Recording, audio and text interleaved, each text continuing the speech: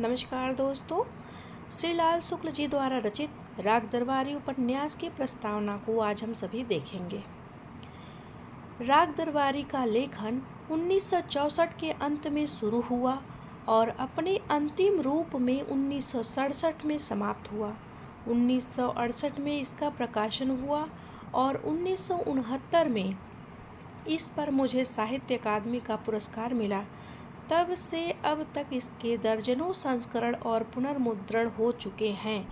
1969 में ही एक सुविख्यात समीक्षक ने अपनी बहुत लंबी समीक्षा इस वाक्य पर समाप्त की, अपठित रह जाना ही इसकी नियति है।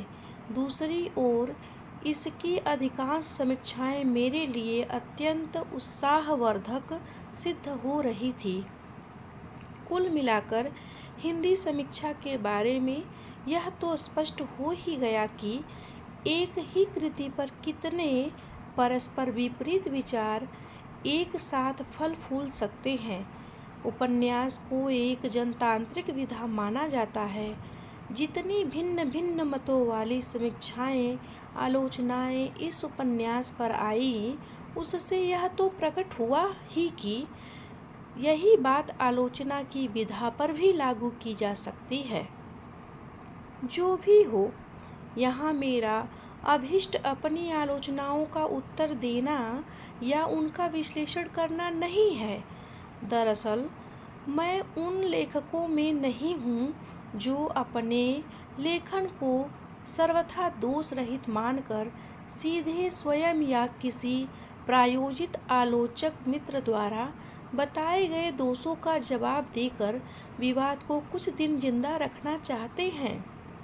मैं उनमें हूँ जो मानते हैं कि सर्वथा दोष रहित होकर भी कोई कृति उबाऊ और स्तरहीन हो सकती है, जबकि कोई कृति दोष युक्त होने के बावजूद धीरे धीरे क्लासिक का दर्जा ले सकती है।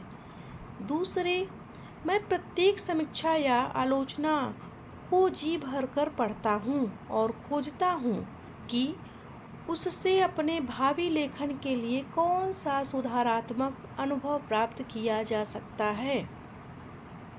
राग दरबारी की प्रासंगिकता पर साक्षात्कारों में मुझसे बार बार पूछा गया है। यह सही है कि गाँवों की राजनीति का जो स्वरूप यहाँ चित्रित हुआ है, वह आज के राष्ट्रव्यापी और मुख्यतः मध्यम और उच्च वर्गों के भ्रष्टाचार और तिकड़म को देखते हुए बहुत अदना जान पड़ता है और लगता है कि लेखक अपनी शक्ति कुछ गवारों के ऊपर जाया कर रहा है।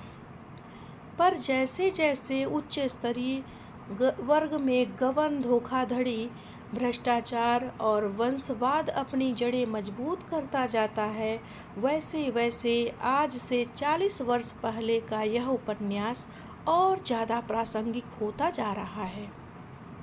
कम से कम सामान्य पाठकों और अकादमीय संस्थानों में इसका जैसा पठन पाठन बढ़ रहा है, उससे तो यही संकेत मिलता है।